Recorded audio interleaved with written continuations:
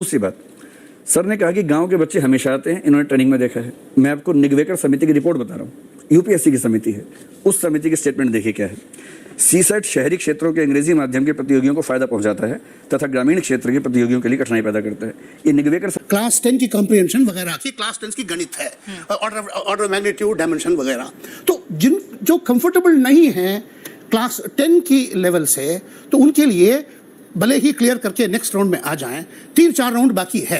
क्योंकि हमारी civil services में सिलेक्शन जो है वर्ल्ड्स बेस्ट सिविल सर्विसेज की मुकाबले है, सो हाईएस्ट क्वालिटी लोग यहाँ आते हैं। तो नंबर 1 ये अच्छा है कि ये नहीं कह रहा हूँ कि मैं नेगेटिव नहीं होना चाहता हूँ, केयरलेस नहीं होना चाहता हूँ, सबको मौका मिलनी चाहिए। लेकिन देखिए 4 लाख लोग जा रहे हैं, 1000 लोग आएंगे, 1 in 20, 1 in 30 है। सो 30 में एक ही जा पाएंगे फाइनली, 29 लोग। नंबर 1। नंबर 2, एक फंडामेंटल बात बताऊं मैं, इंडिया में जितने संस्थाएं हैं, यूपीएससी एक ही संस्था है जिसके ऊपर एक अंगुली नहीं उठी है, पॉलिटिसाइज नहीं हुआ है, कोई उसके ऊपर दाग नहीं आया है करप्ट है।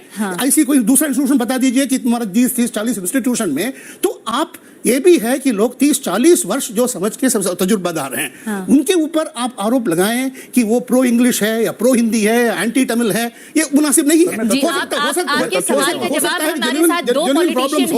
जेन्युइन प्रॉब्लम्स हो। लास्ट पॉइंट इतना है, आप कुछ भी सिस्टम बनाइए, it will be biased against A and it will be for B. जो भी सिस्टम आप इसको चेंज करके नया सिस्टम कराइए, किसी का फायदा हो जाएगा, किसी का नुकसान हो जाएगा। सो आई एम नॉट डिफेंडिंग और मतलब आप ये कह रहे हैं कि अगर वर्ल्ड क्लास सर्विसेज हैं तो क्यों ना हाई क्लास हाई क्वालिटी होगा, क्वालिफिकेशन वही होगा।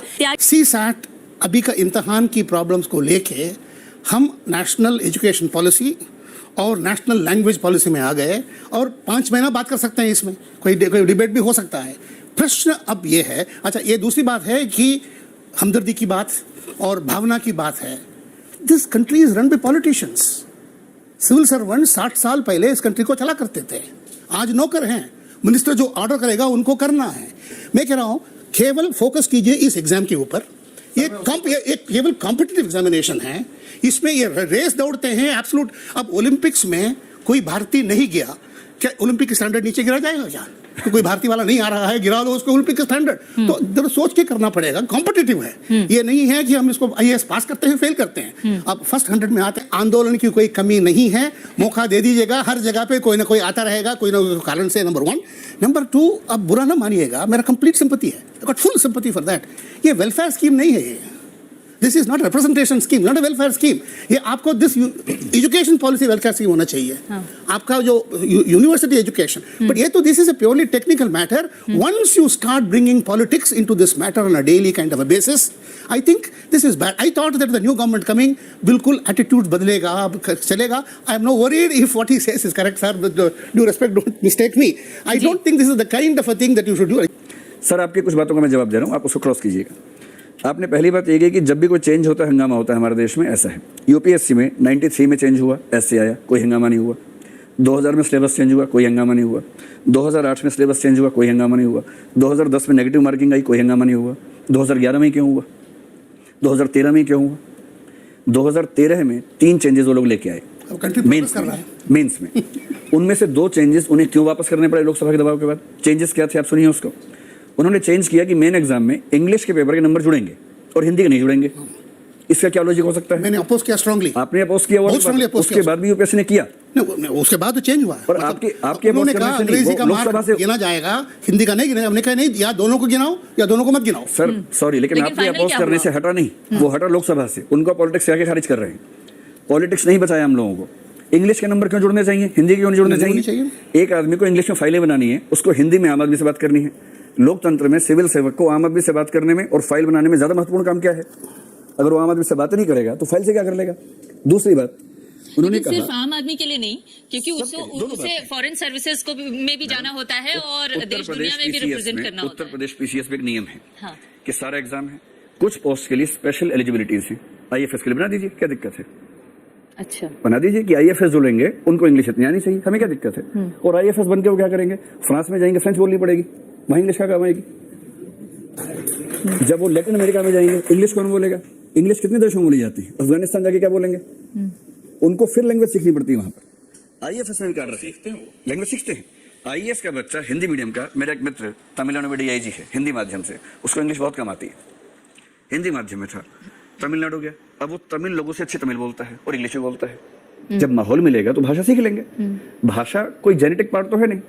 एक अच्छे माहौल में इंग्लैंड का खराब से खराब बच्चा इंग्लिश बोल लेता है, इसलिए बोलते हैं कि उसको माहौल मिलता है। इन बच्चों को माहौल मिलेगा, सिखाएंगे। जब आप मसूरी में कार्डर लैंग्वेज सिखा सकते हैं तो थोड़ा सा इंग्लिश में ट्रेन क्यों नहीं कर सकते उसको? दूसरी बात, सर ने कहा कि गांव के बच्चे हमेशा आते हैं, इन्होंने ट्रेनिंग में देखा है। मैं आपको निगवेकर समिति की रिपोर्ट बता रहा हूँ, यूपीएससी की समिति है, उस समिति के स्टेटमेंट देखिए क्या है। सीसेट शहरी क्षेत्रों के अंग्रेजी माध्यम के प्रतियोगियों को फायदा पहुंचाता है तथा ग्रामीण क्षेत्र के प्रतियोगियों के लिए कठिनाई पैदा करता है। ये निगवेकर समिति कह रही है, यूपीएससी की समिति है। मैं आपको बता रहा हूँ, इनका इंट्रिंसिक एबिलिटी उतनी ही है जितना शेयर कर, लेकिन उस एबिलिटी को उनका मौका मिला तो उतनी मौका ही नहीं देंगे, व्यक्त होने का मौका नहीं देंगे तो कैसे होगा? एजुकेशन पॉलिसी बदली आप। तीसरी बात सर ने कही कि यूपीएससी पर दाग नहीं है। 2011 और 13 में दाग लगे हैं, साफ साफ लगे हैं। मैं साजिश कह रहा हूँ, कठोर शब्द है, मैं साबित करने को लेकिन वो तो 2011 के बाद ही ये सारी व्यवस्था उसके पहले भी लगे हैं मैडम दाग, वो दाग बाहर नहीं आए हैं। मेरा ख्याल है ये मंच ठीक नहीं है बताने के लिए, अगर आप चाहें तो बता सकता हूँ। दाग पहले भी लगे हैं, करप्शन के भी लगे हैं, आप कहें तो बताऊं। यूपीएससी के मेंबर में नाम नहीं लूंगा, आप चेक कर लीजिए। 2005 में उनको करप्शन की वजह से हटाया गया क्योंकि महाराष्ट्र सिविल सेवा आयोग के वो अध्यक्ष थे, वहां का करप्शन का केस आया, उसके बाद रातों रात यूपीएससी से हटाया गया उनको। आप चेक कर लीजिए इस तथ्य को, 2005 की बात है जी। और यूपीएससी ने इस चीज को चुपचाप किया, छिपा के किया, बताया नहीं किसी को। यूपीएससी के खिलाफ कितने केसेस हैं मेरे पास, कुछ केसेस यहाँ पर भी रखे हैं। इस समय यूपीएससी की नहीं, हम उस परीक्षा पद्धति की बात कर रहे हैं। उन्होंने कहा कि ऐसी संस्था डिवाइन इंस्टीट्यूशन है, किस पर दाग नहीं है, वो डिवाइन इंस्टीट्यूशन नहीं है, डिवाइन नहीं है, वो हिंदी और भारतीय भाषाओं के साथ सुनियोजित तरीके से गलत कर रहे हैं। मैं आपको एक और तथ्य देता हूँ। आपने कहा कि 10वीं क्लास के लेवल का पूछते हैं, ठीक है। भारतीय प्रशासनिक सेवा में किसी व्यक्ति को अंग्रेजी आनी चाहिए, इसमें हमें कोई आपत्ति नहीं, तब बराबर हो जाएगा। कॉम्प्रीहेंशन जो इंग्लिश से हिंदी में अनुवाद होता है, अब इसका उल्टा कर दीजिए एक बार, पूछिए सबसे, हिंदी में बने कॉम्प्रीहेंशन, उसका इंग्लिश में ट्रांसलेशन हो, फिर तो आप ये बता रहे हैं कि ये जो भी परीक्षा पद्धति लाई गई सीसेट के थ्रू वो गलत थी। तो अब ये बताइए कि वैकल्पिक पद्धति ऐसी क्या हो जो बेहतर हो? क्या जो पुरानी पद्धति चली आ रही थी वो ज्यादा बेहतर थी? आप ये मानते हैं? तो अब कोई स्वीकार नहीं करेगा। हाँ। नई पद्धति में ही संशोधन करना पड़ेगा, क्योंकि पुरानी पद्धति में दिक्कत क्या थी, बहुत सारे विषय थे, सबकी जो स्केलिंग थी बहुत मुश्किल थी। ये बात यूपीएससी ने देख के चेंज की, उसमें हमें दिक्कत नहीं है, इन बच्चों को भी दिक्कत नहीं। एक सिंपल तरीका है, हम केवल सीसेट में 2 संशोधन चाहते हैं। एक तो जितने भी क्वेश्चन जो कि 40-80 में से 50% हैं, उन क्वेश्चंस में लैंग्वेज रोल प्ले कर रही है, उनको हटा लिया जाए। दूसरा, जो बाकी क्वेश्चन है उनका अनुपात ठीक करके एक ही पेपर बना दिया जाए। जैसे मान लीजिए 150 प्रश्न हो, 100 की बजाय 100 और 80 की बजाय एक ही पेपर हो 150 प्रश्नों का, 100 जीएस के हैं वैसे ही रहे। 20 क्वेश्चन डिसीजन मेकिंग के हो, जो भी 8 ही क्वेश्चन आते हैं वो पूछना चाहिए कि ये सिचुएशन है, आप क्या फैसला करेंगे। एक आईएएस को फैसले ही तो करने, वो 8 ही सवाल पूछते हैं और कम करते जा रहे हैं, 9, 8, 7, 6 ऐसे कर रहे हैं, उसको बढ़ाना चाहिए। जो मैथ्स और रीजनिंग है उसको 15-15 सवाल कर दें, 20 डिसीजन मेकिंग कर दें, 100 जीएस कर दें, इस पे कोई आपत्ति नहीं करेगा। मतलब आपके पास एक खाका है, दिक्कत नहीं, आपके पास एक खाका है, और खाका मनोज जी के पास भी है, भारत सरकार के पास भी है, इन बच्चों ने दिया है, सबके पास वो खाका है। एक अंतिम बात मैं और करूंगा, उसके बाद खत्म कर देंगे। वो कह रहे हैं कि हाई क्वालिटी हमें चाहिए। मैं आपको अमेरिका की रिपोर्ट्स बताता हूँ, कुछ रिपोर्ट्स मेरे पास हैं। अमेरिका में इंटेलिजेंस के टेस्ट बहुत सारे हुए, बाद में देखा गया कि ब्लैक बच्चे हमेशा उससे पीछे रह जाते हैं। तो फिर रिसर्च हुई इस पर, सोशियोलॉजी के डिपार्टमेंट से रिसर्च की। बाद में निष्कर्ष निकला कि जब भी किसी आईक्यू टेस्ट में लैंग्वेज केंद्र में आएगी, वो उसी वर्ग को फायदा पहुंचाएगी जो उस लैंग्वेज को ठीक से जानते हैं, जिसकी मातृभाषा है।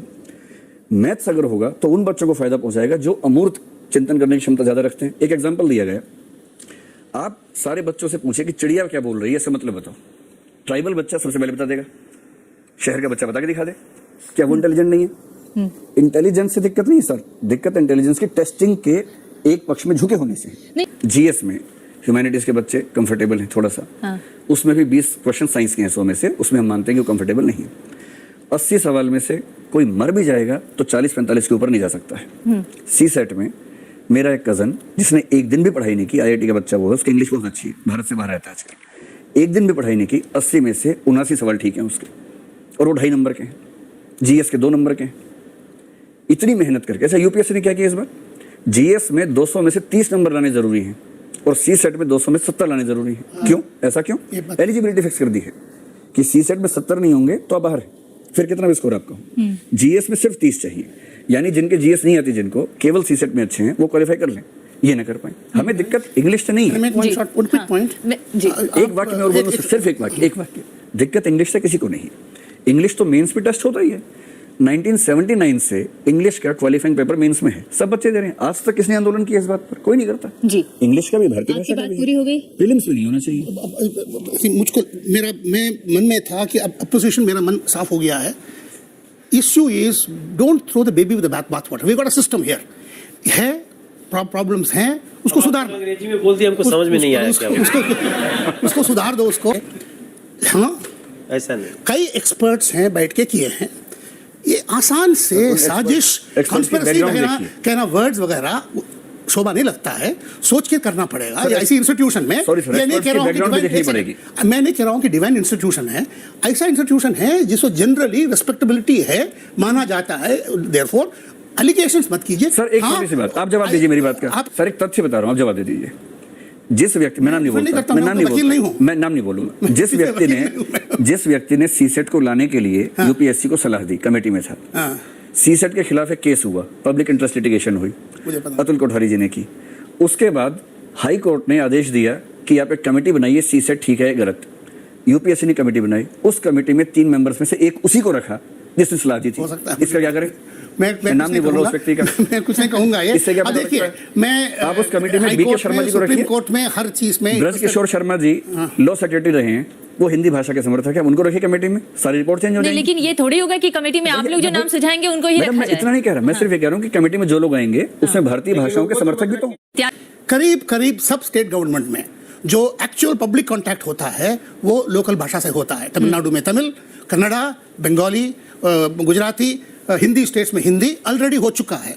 दिल्ली में और हाई कोर्ट्स में भी हिंदी आना, लोकल लैंग्वेज आना शुरू हो गया है।